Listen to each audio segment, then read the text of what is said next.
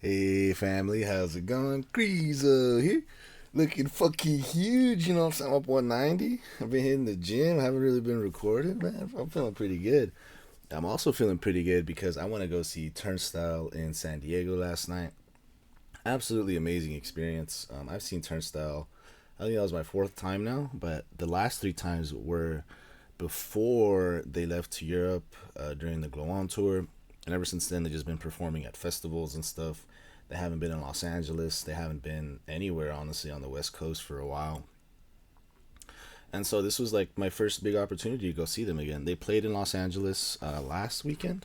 I believe it was like the 4th or something, but this time I went on October 10th at Petco Park. The venue, excuse me, not the menu. The venue is absolutely massive. I was not expecting that size for a Turnstile show, but it wasn't too crazy. It wasn't like the entire stadium. That would be a fucking. I'd be asking for a disaster. Um, and I got to see a Mill and the Sniffers go on. I missed Speed. I missed the other openers. Me and my buddies were drinking. We were getting busy. But when the Mill and the Sniffers came on, one of my homegirls were like, "Oh, I really want to see them," so we did. And just really quick to touch on Emil, absolutely amazing performance. She's really cool, very charismatic, and their songs are awesome. Yeah, just a very brief note on that. But during this video, mainly wanted to talk about the differences between seeing them a couple years ago and seeing them yesterday for me. So, Turnstile, just as a little introduction, they're a punk band. I forget where they're based out of, but they are an American punk band, and I familiarized myself with them during Glow On, but then I went back. I listened to Time and Space, and I listened to their records before that, and I've been a super fan ever since. And as much as I enjoyed the album, it wasn't until I saw them live that Turnstile really clicked for me, or I really got to appreciate what is the spirit of punk, and that's being there live, man, feeling the love, feeling appreciative, feeling like the sense of community, but also like, getting in the blender. Like, and this last time too was my first time getting to crowd surf, and holy shit, I had such a blast. I was surfing for like a straight minute, and I felt incredible. Also, just being in the pit feels incredible, and now I got my cardio up. I got my muscles up, so I was able to last in there indefinitely until the end of the show. I felt really good. But yeah, so my first Turnstile show was in Los Angeles probably 3 years ago, if not 2 years ago. And it changed the trajectory of my life. And coming over here, just to fast forward to yesterday, this is going to be a short video, by the way. I don't have a terrible amount of words, but I do think I wanted to log at least my thoughts on this because it's been interesting to me. I paid $40 back then for a ticket. This ticket I paid like $100 and some change resale. I'm not sure how much they sold for initially, but buying tickets for any show nowadays is a nightmare. Geese tickets are like $900, by the way. That's fucking disgusting. Fucking atrocious. Fuck Ticketmaster. Suck my dick, Ticketmaster. And so, but I didn't feel too bad about paying for these Turnstile tickets. Um, it was kind of inevitable. They're like worldwide now, so it's. I think it's so bad to be like, oh, I wish like nobody knew who they were, because I love that for them, bro. They absolutely deserve every ounce of fame that they've accumulated. I think they're beautiful, and I think everybody should get to go see them. And it's just the sad reality of our life that anybody that's popular, their tickets are gonna resell. There's gonna be scalpers. It's kind of like the nature of the ticket game right now. Hopefully, Ticketmaster like explodes and the CEO like, well, never mind. Anyway, but yeah, so this show, and also what was different about this show is that since the Glow On tour, they dropped Never Enough, and I liked Never Enough. I thought it was cool. It's just that for me the main discrepancy that I have with it is just that the lyrics for Glow On were so poetic. They were ethereal, and it kind of created that vibe. And Never Enough just felt like it doesn't feel like a brand new album. It feels like Glow On like 1.5 or 1.7 to be generous. So many of the chord progressions for the riffs sound so similar The lyrics to me are not as like beautiful, to be quite frank, as they were for Glow On. You know, like Never Enough itself is a beautiful song, but like what is it?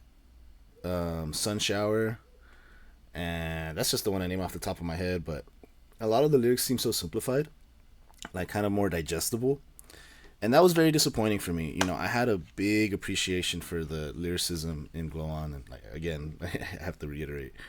And so hearing this song and hearing this album, I kind of got the impression that they were just trying to be more accessible, more digestible, play it safe, and that's cool because the album itself was still incredible. But I would be lying if I said I didn't feel like a little disappointed since Glow On was so revolutionary. You know, it was such a drastic change from the meta punk genre sphere. That was such a badly worded sentence, but you know what I mean? And so I was expecting maybe not something completely different, but definitely not something so similar.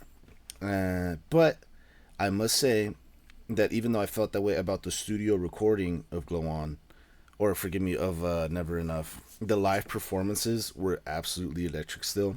And for me, excuse me, for me, that is what Turnstile is all about. Turnstile is all about going to the live shows, going in with your friends, crushing a few brews, maybe smoking a little weed, and then once the show starts, you just say, "Hey, man, I'll see you afterwards. I hope you make it." You know, I went with two, three, four, five. I went with six of my friends. By the second song, everybody was blendered.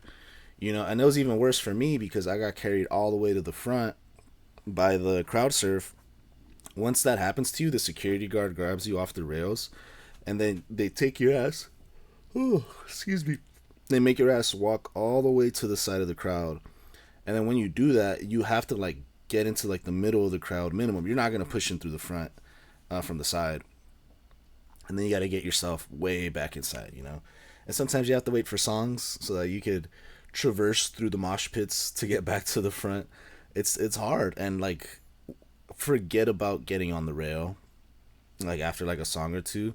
All the dads with their sons slash wives are guarding that shit like the fucking coast guard, like goddamn army ants. Like you're never ever gonna get on the rails unless you get there like super early, and they're just like holding fast, they're not moving at all. It's so trash, it's so tragic to me, but I get it. You know, and for me it's a little bit against the spirit of the genre. But if I were to bring my family, well, if I were to bring my family, I would not bring them that close. But I guess if I wanted to be that close, that's my best option. I don't know. I don't have a family, bro. But yeah, so despite the faults and the pitfalls that the album had, their live performances were still absolutely electric. They slowed down a little bit for a lot of them because they had things like Seeing Stars. They had like the end of, I think it's Time Is Happening, where it's like that little like EDM beat. I was dancing, bro. I've been raving, so that shit was fun for me, right? And I was scared at first because I've had a similar experience to this before.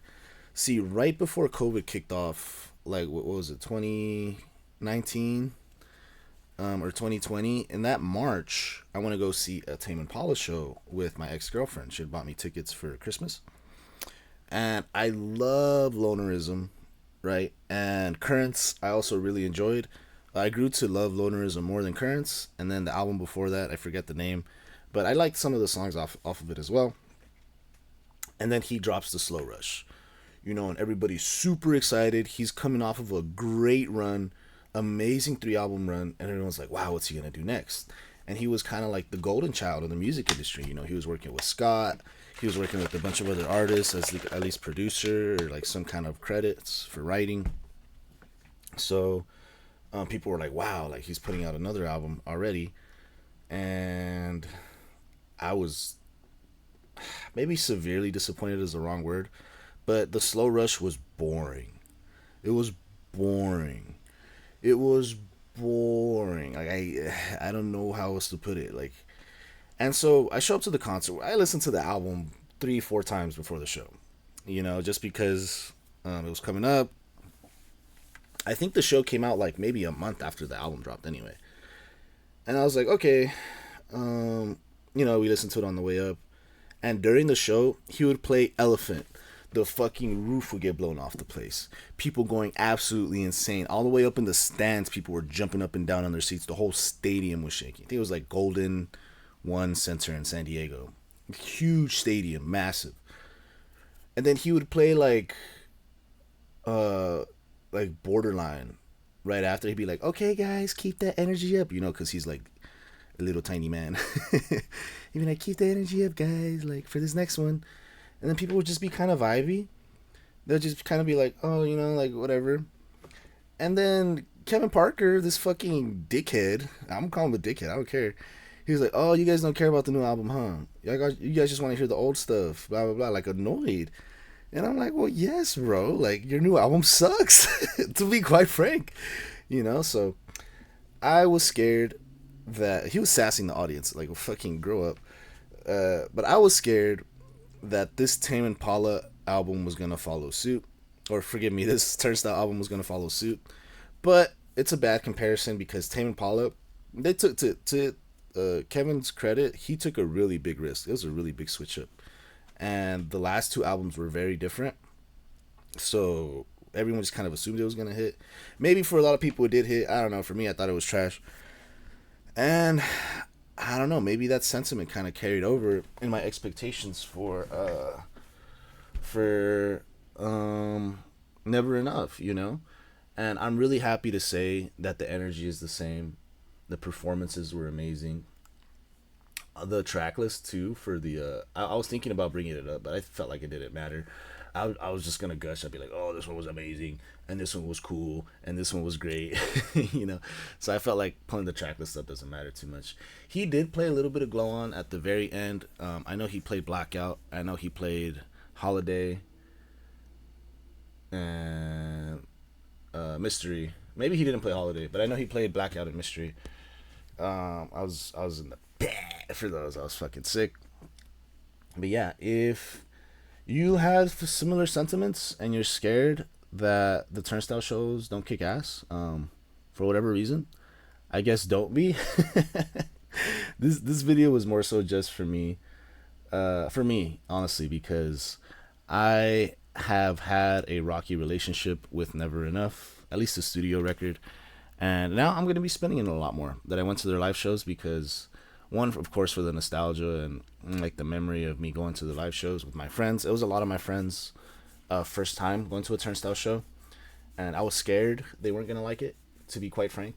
And they had an absolutely amazing time. The energy is felt.